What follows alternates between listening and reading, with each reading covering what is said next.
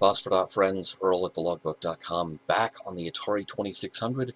Let's play a little bit of Donkey Kong. I mean, has anyone ever really played enough Donkey Kong? I think not. As you can see, things were somewhat simplified for the home version by Coleco. Coleco also had the rights to Donkey Kong on the ColecoVision console that they themselves produced. You have to jump to start each level, by the way, so you have kind of a little bit of a reprieve. It's not quite a pause button, but it's tantalizingly close.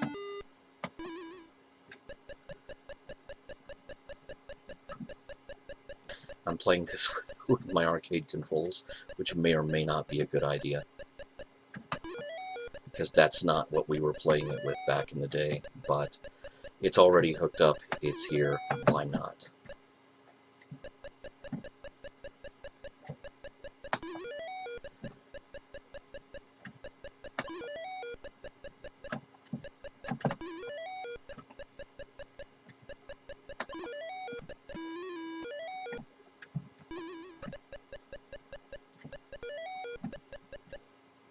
The Foxfires in the 2600 version cannot climb ladders. All they can really do is go back and forth. So you are, that's one less threat than you would face in the arcade version. Except they can still kill you. Oh, that was my last guy. Sorry, Mario.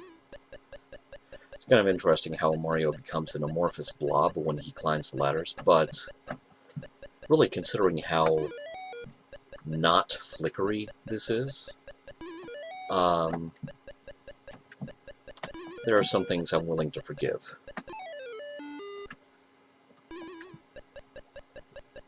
Apparently there are some things I'm willing to forget also, sort of like, you know, forgetting to jump over the barrels.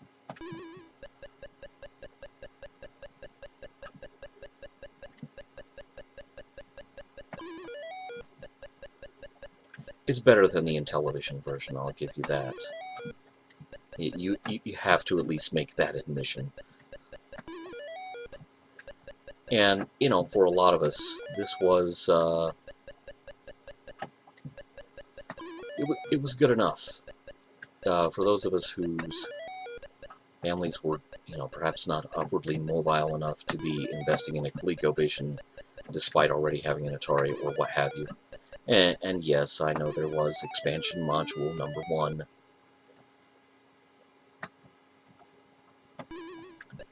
But the reality of it is, this was actually not bad for the Atari.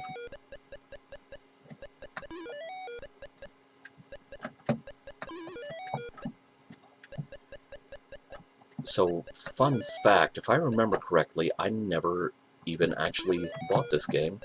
I had a copy that was given to me by a friend because part of the plastic housing from his cartridge had been broken off somehow. I'm not quite sure how that happens, but that, in his mind, made it, oh, it still got me. Yeah, that right there is kind of the big beef with the 2600 version, is how they can still get you. Even though you think you're safe, you're not safe. Oh! Ah! Let's try it again.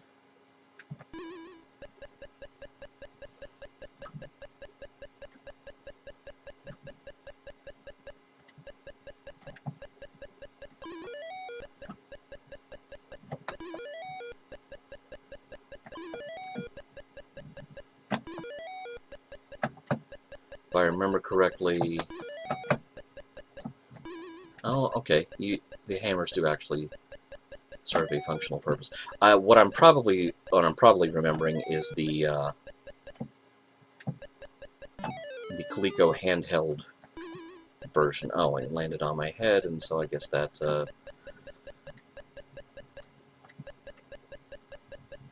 that's not a good thing. Barrels landing on my head, not a good thing. Important safety tip there. Thanks, Egon. I was remembering the Coleco, well, not handheld, tabletop, with a little mini arcade that they did of Donkey Kong, where, you know, you can grab the hammer, you'll get points for grabbing the hammer. It serves absolutely no defensive purpose in the game, because the mini arcade was simply not capable of displaying that. And so the hammer was just a thing you could grab, sort of like, you know, the umbrella or the handbag or what have you. Which, those items, by the way, are curiously missing in this level. All of the bonus items.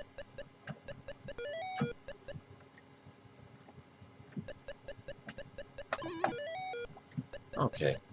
Yeah, it's a pity they can't climb ladders, because now I'm just sitting here, you know, watching hammer time go by.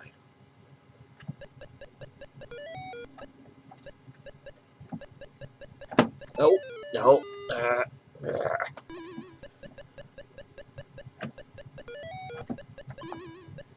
Time is an illusion. Hammer time doubly so. To annoyingly paraphrase Douglas Adams. Annoyingly incorrectly.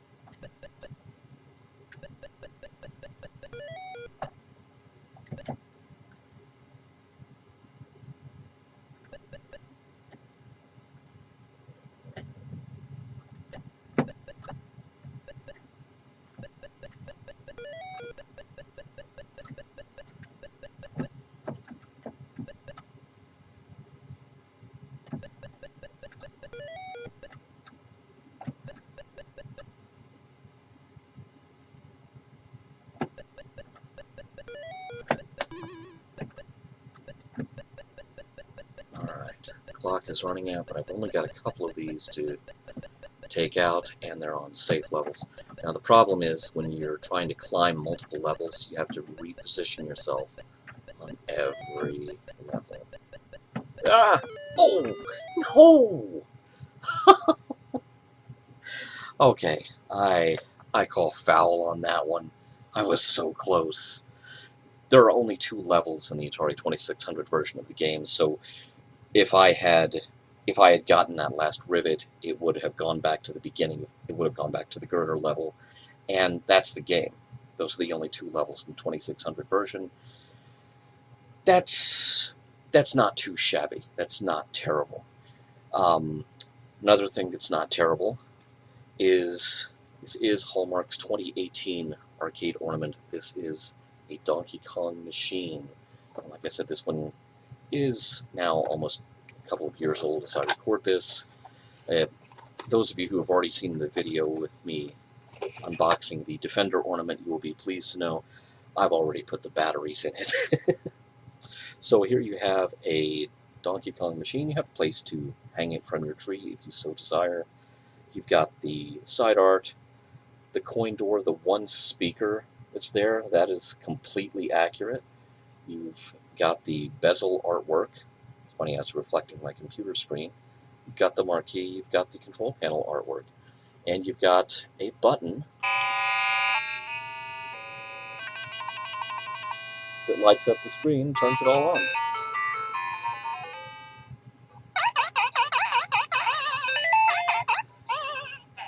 So it doesn't, there's no animation to it, the screen doesn't move, it's not playable.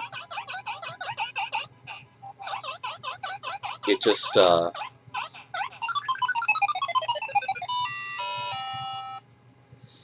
that short sequence where the marquee lights up, the screen lights up, and that's cool. One of my favorite things to do with these when it's not Christmas, by the way, is that if you have an action figure display, if you're a big 8-year-old like me, these are perfect if you have a bunch of 3 3/4 inch or 4-inch figures. In fact, let's test that theory out. I keep saying that about some of these machines. Well, let's test it out with my friend Old Bob here. If you see here, if they were placed on the same surface, this would be perfect. Old Bob playing Donkey Kong. I mean, when you're not dodging Maximilian, you got to pass the time somehow. So there you go. I will post a link to this in the show description so you can go to thelogbook.com/store and get your own. And that helps me out in terms of paying the bills, keeping the lights on so I can keep doing these videos.